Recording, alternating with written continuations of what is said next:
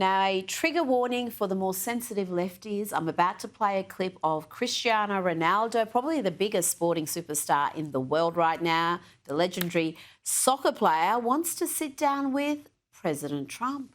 One of the most important guys, of course, is US president. If we can help each other to make this happen, I wish one day to meet him, to sit with him, because he's really one of the persons that I really like him, because I think it can make things happen, and I like people like that. Joining me now is celebrity and royal commentator Kinsey Schofield. Kinsey, that clip is going to send the left into fits of unbridled rage.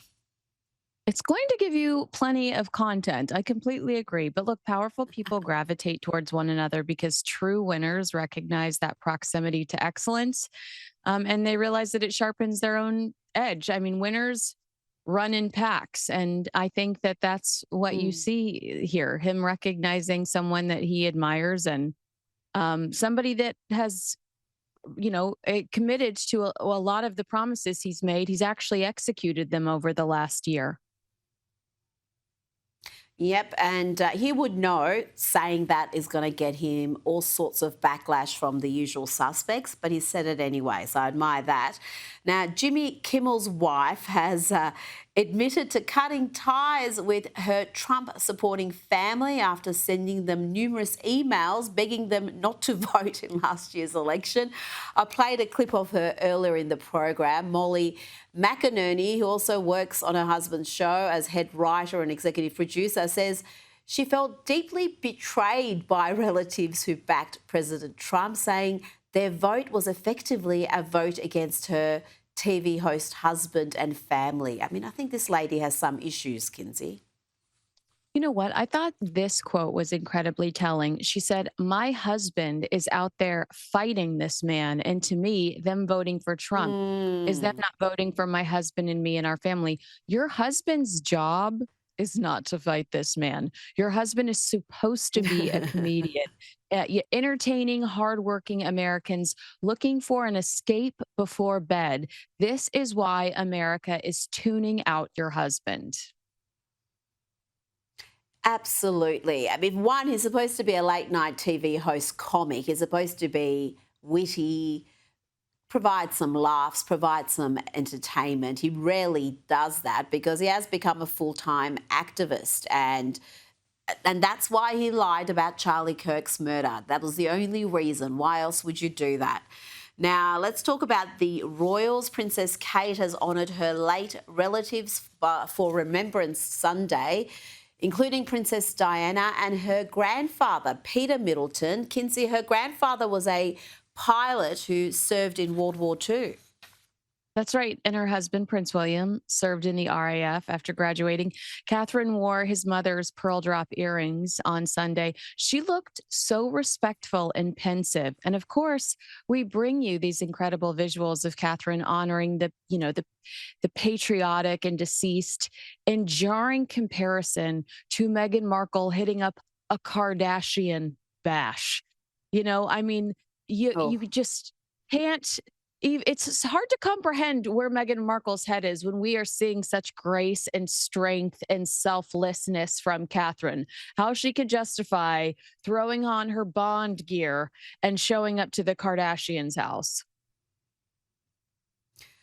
Well, Meghan's upset plenty of people and possibly embarrassed Prince Harry by not wearing a poppy alongside her husband at Kris Jenner's 70th birthday party. She would have known of Harry's deep and personal connection to Remembrance Day, Kinsey, and this is certainly not going to endear her to the British public either. I mean, it just shows us what the Sussexes have been reduced to, unapologetically tacky, how pathetic and disappointing their priorities currently are. Also, the Kardashians have been selling secrets about their own family to the media for years. If you look at TMZ today, it's Kris Jenner's birthday, Kylie Jenner's cat, and Kim Kardashian's failed bar exam.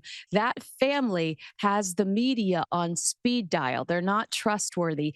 Interesting how Harry finds no fault in their cooperation cooperation or they're cooperating with the media. But when he claims his family does the same thing, it's simply unforgivable. We have to write a book. We have to do a Netflix series about it.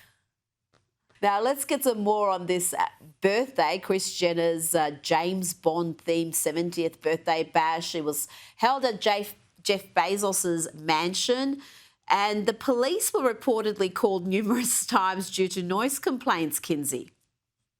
Yes, and towards the end of the night, officers returned when they learned that these large fake hedges were blocking the street outside the property. According to TMZ, the decorative dividers didn't have a permit, so they had to be removed as dozens of celebrities were pouring out of this party because, rules for thee, but not for the elite.